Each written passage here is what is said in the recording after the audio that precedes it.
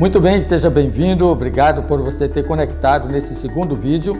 Nós estivemos no primeiro vídeo falando dos nossos valores e agora nós vamos falar do nosso processo. Você vai entender aqui na Associação Norte do Pará como vai fluir esse processo de todos envolvidos na missão. Primeiro, vamos desmistificar uma questão que parece ainda rondar a mente de alguns aqui na Associação Norte do Pará. O processo da transição do QS1 para o todos envolvidos na missão. Deixando bem claro, para início de conversa, que nós adotamos o QS1 como uma proposta de trabalho. Nós não rompemos o processo do QS1. E você vai entender isso no transcurso desse vídeo.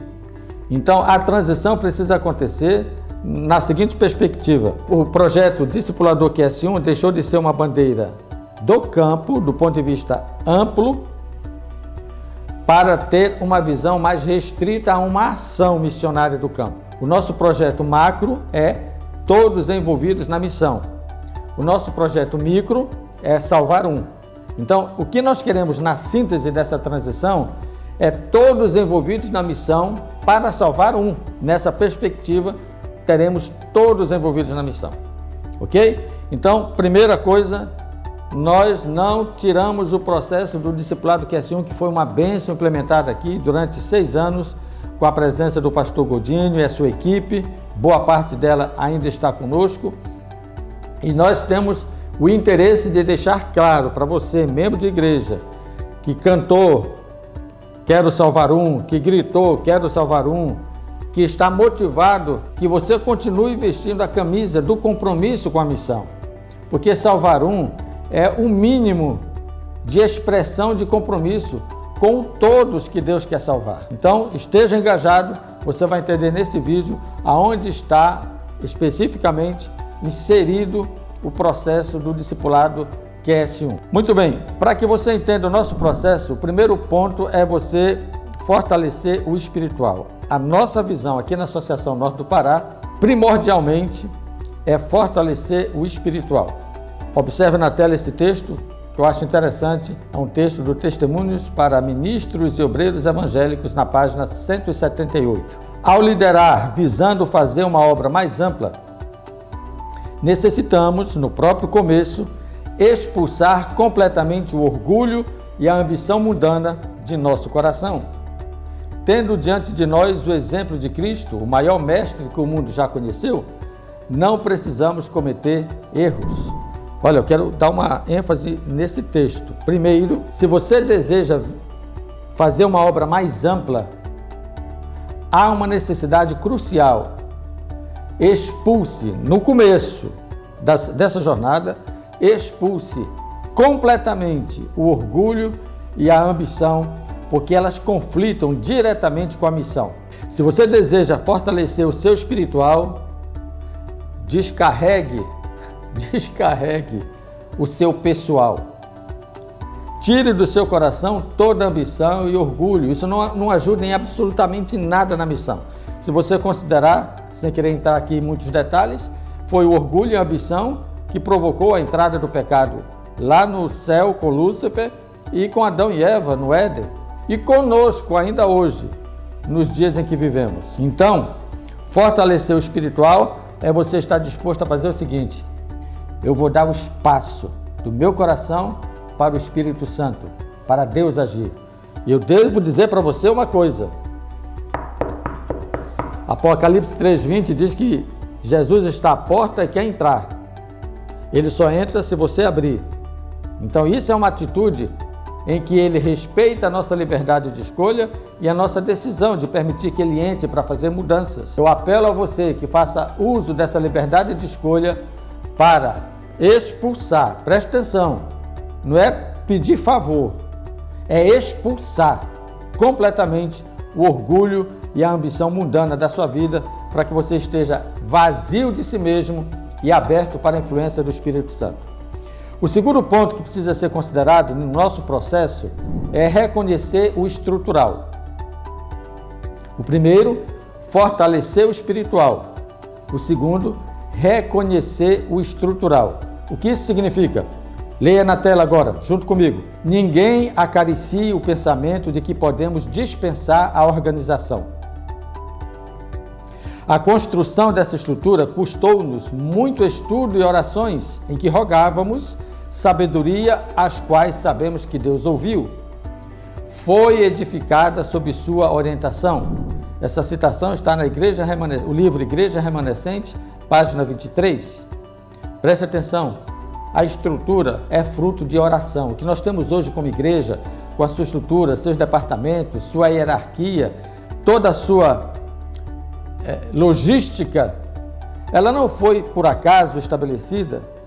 Então, primeiro, fortaleça o seu espiritual. Segundo, reconheça o estrutural, porque nós não podemos acariciar o pensamento de que podemos dispensar essa organização. Diante dessas duas percepções, a espiritual e a estrutural, nós temos, portanto, um desafio. E qual é o nosso desafio?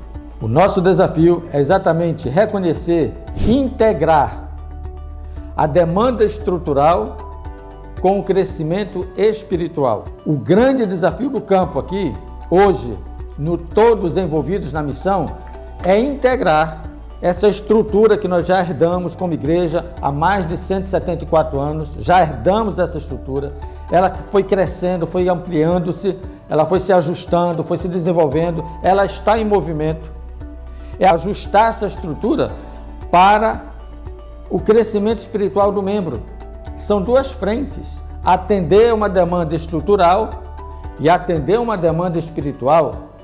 Uma coisa é gestão, estrutura, outra coisa é pastoreio espiritual. Então, a nossa frente aqui no campo, a nível de ações, demanda de atender e integrar, muito mais do que atender cada uma das duas, é integrar a demanda estrutural com a necessidade do crescimento espiritual. Por isso, o nosso terceiro ponto no processo é aplicar um modelo funcional.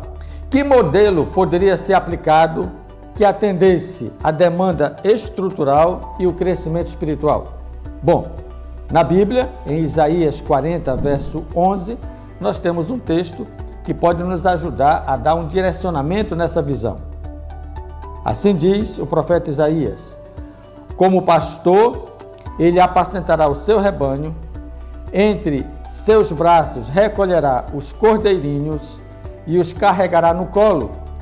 As que amamentam, ele guiará mansamente. Esse é um texto que sustenta o modelo do pastoreio. Observe, apacenta, carrega e guia. São ações ligadas a pessoas. E dentro da nossa estrutura funcional, pessoas são mais importantes do que as coisas, do que os eventos, do que as datas. Os eventos, as datas não podem ser subtraídos por conta das pessoas. E as pessoas, por sua vez, não podem ficar sem um direcionamento das suas ações. Então nós precisamos integrar esse processo, mas priorizar pessoas. O pastoreio é a nossa grande visão do campo. E é dentro dessa perspectiva do pastoreio que nós conseguimos fundir essas duas estruturas. Primeiro, cuidamos das pessoas. Olhe na tela aí. Minha família.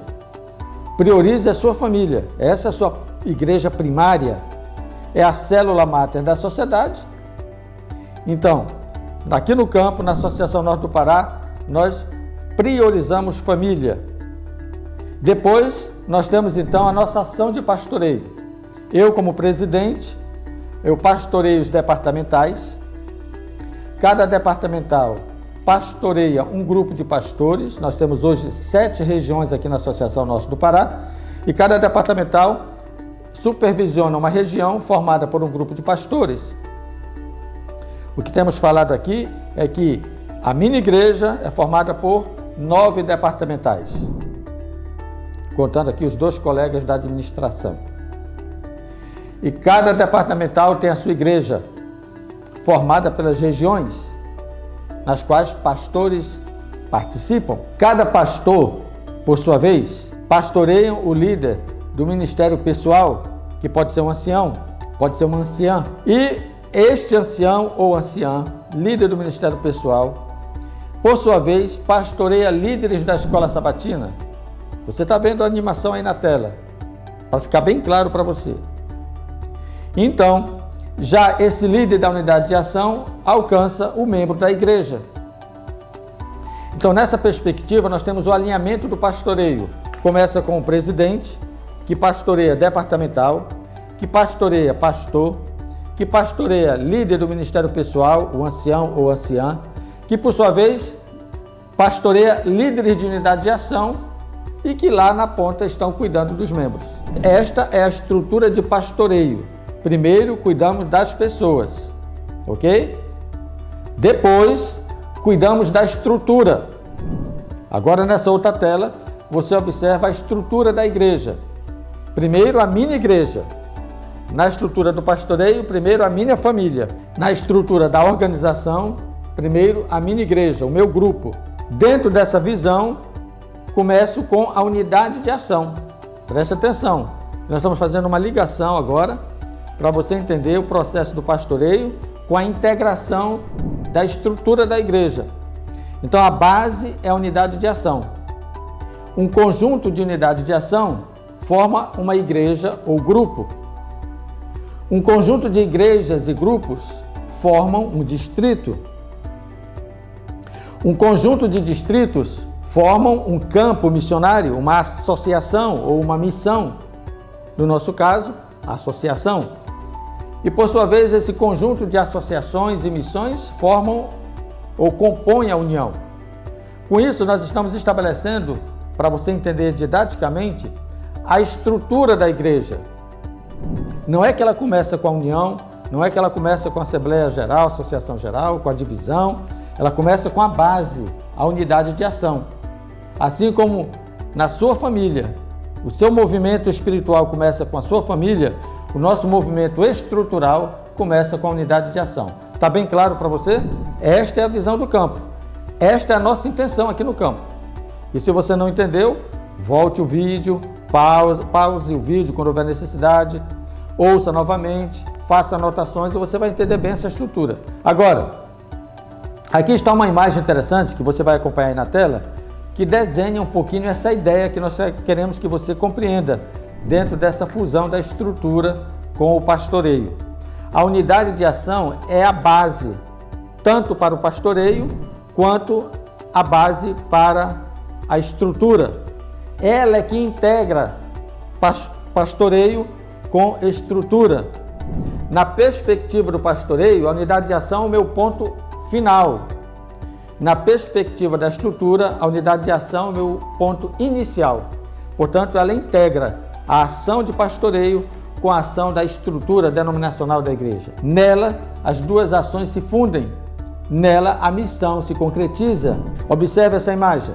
Unidade de ação, um conjunto de unidade de ação forma uma igreja. Um conjunto de igreja forma um distrito. E eu vou parar por aqui porque é suficiente que você entenda, nesse momento, a dimensão onde nós nos encontramos. Você já sabe que um conjunto de distrito forma a Associação Norte do Pará. Ficou claro? Tudo certinho? A estrutura precisa estar a serviço da missão. Então, quando a gente fala todos envolvidos na missão, essa estrutura precisa estar a serviço. Que estrutura? A unidade de ação, formada por pessoas. Uma coisa é gestão. E aí eu cuido da estrutura. Outra coisa é pastoreio. E aí eu cuido de pessoas, de membros. Então, observe, hoje, na estrutura de pastoreio, preste atenção, agora eu vou falar da sua igreja e do seu grupo. Olha aí para a tela. Nós vamos ter uma imagem animada aí para você entender. Eu, como presidente, pastoreio meus departamentais. Essa é a minha igreja primária. Os departamentais pastoreiam os pastores. Os pastores pastoreiam o ancião ou anciã do ministério pessoal. Esses pastoreiam os professores de unidade de ação, que pastoreiam os membros. Está bem claro, né? Essa é a estrutura do pastoreio. Essa estrutura, ela é móvel, ela é ajustável e ela é crescente na medida que a igreja cresce. Vou dar um exemplo. Olha esse modelo 1 aí. Aqui é um raciocínio matemático para você entender bem a ideia. Pode ter suas variáveis conforme a igreja, conforme o tamanho da igreja, mas você precisa entender agora a ideia, ok? Uma igreja com 100 membros, é possível ter 10 unidades de ação com 10 pessoas. Então, eu, pastor distrital, eu vou trabalhar diretamente com o ancião ou anciã do ministério pessoal dessa igreja. E ela não cuida de departamentos. Não. Esquece isso.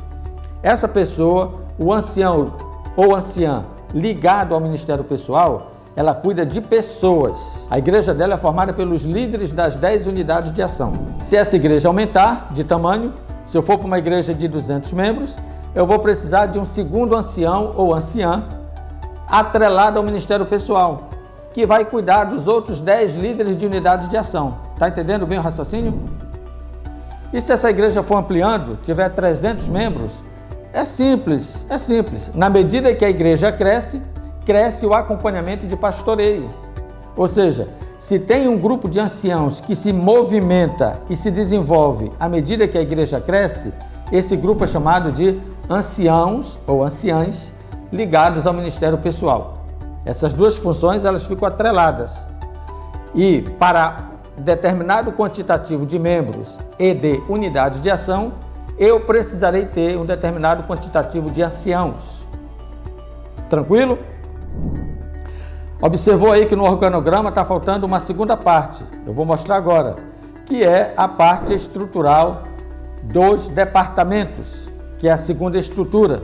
Nessa segunda estrutura, eu, presidente, eu supervisiono, eu monitoro, eu mentoreio, eu faço gestão em cima de departamentos.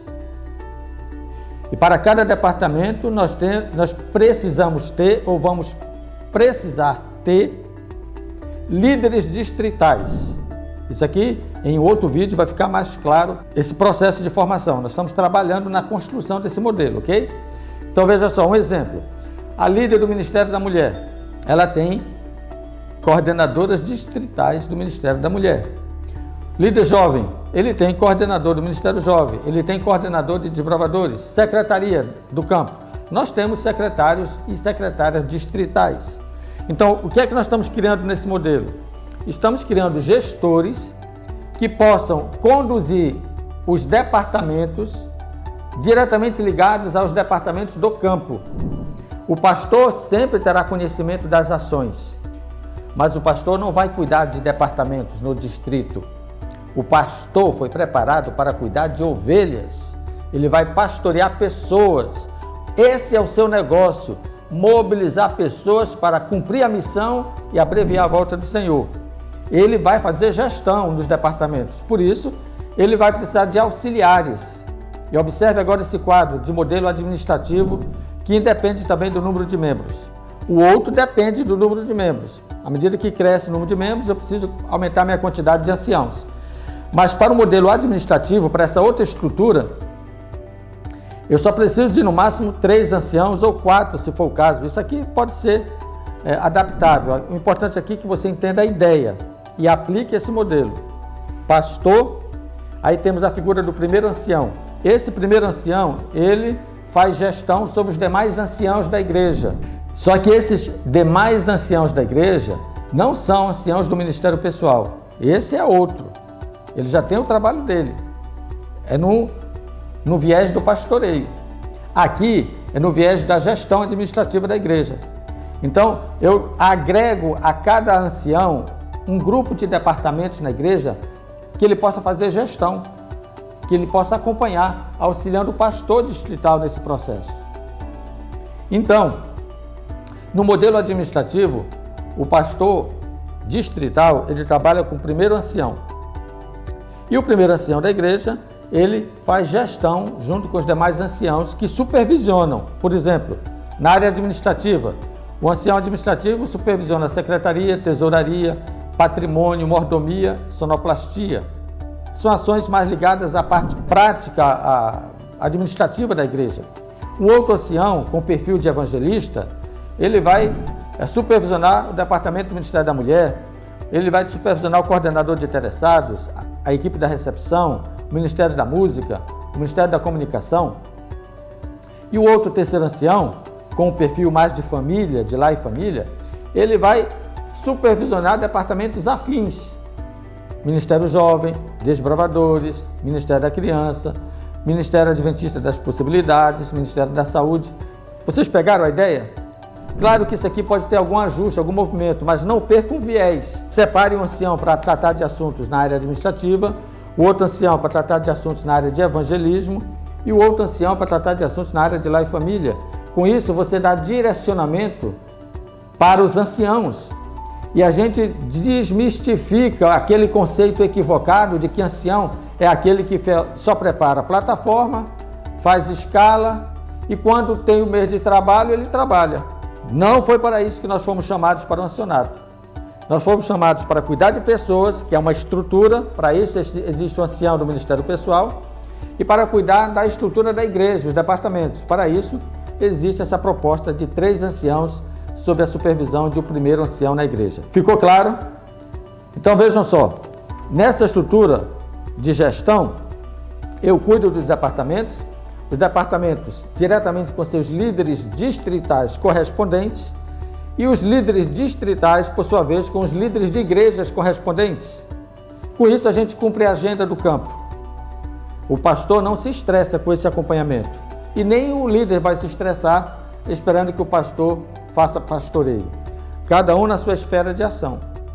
O pastor cuidando dos membros e os departamentos cuidando da estrutura. Nessa proposta, nós temos, portanto, esse modelo final de gestão e de pastoreio, para termos todos envolvidos na missão e cumprirmos o projeto QS1, que é salvar pessoas. Nós temos alinhado aí o modelo funcional, lembra que eu falei?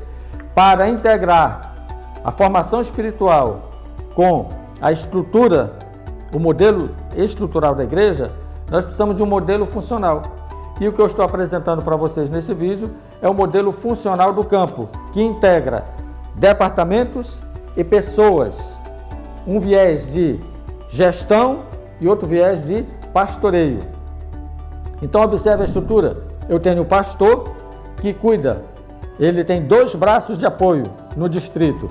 O primeiro ancião e o ancião do Ministério Pessoal, ou anciã. Esses são os 2 braços de apoio dele.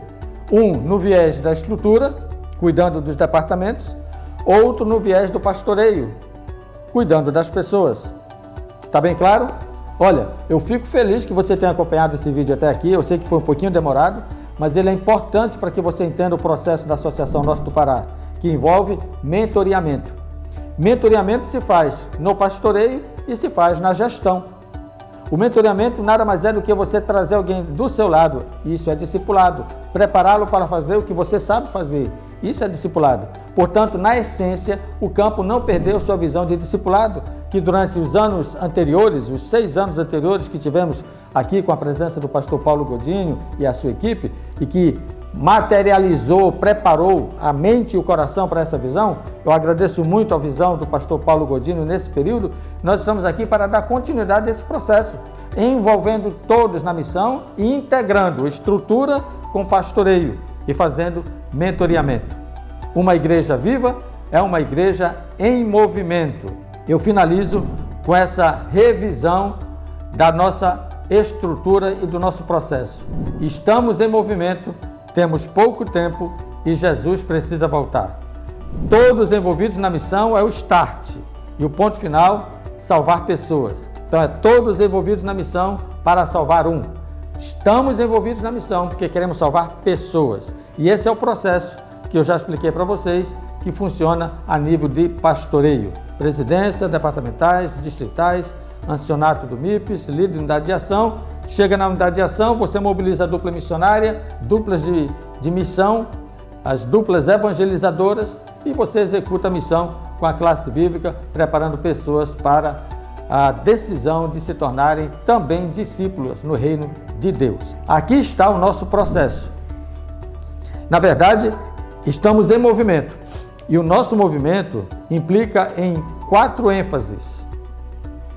Escola Sabatina e Pequeno Grupo, Estudos Bíblicos, Novas Gerações e Ancianato. São as ênfases da divisão sul-americana. Atrelado a essas ênfases, você vai observar nas abas aí, a Escola Sabatina tem duas ações, plantio de igrejas e a Escola Sabatina Viva, que é um projeto da Divisão Sul-Americana e que nós estamos engajados em total integração com o projeto da igreja.